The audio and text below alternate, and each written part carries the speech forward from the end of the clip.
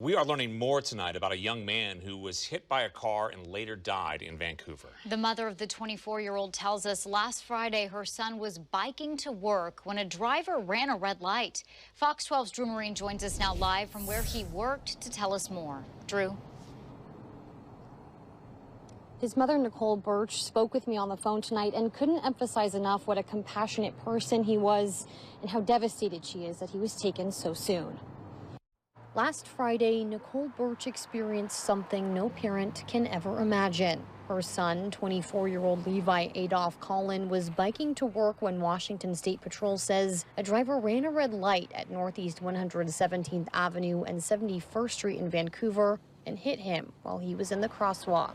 He died at the hospital. Society in general has lost probably one of the best young men they had.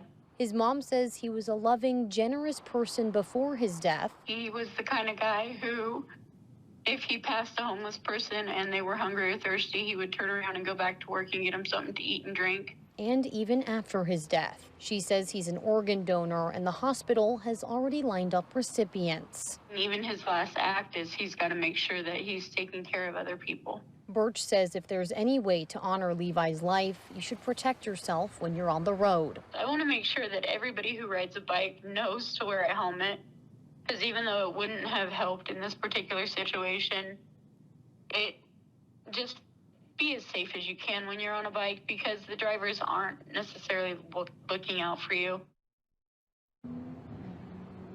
Levi's mom says he worked here at the Orchards grocery outlet for 6 years and says his work family loved him a lot. The owners wrote a lovely tribute to him on Facebook saying how much they'll miss him.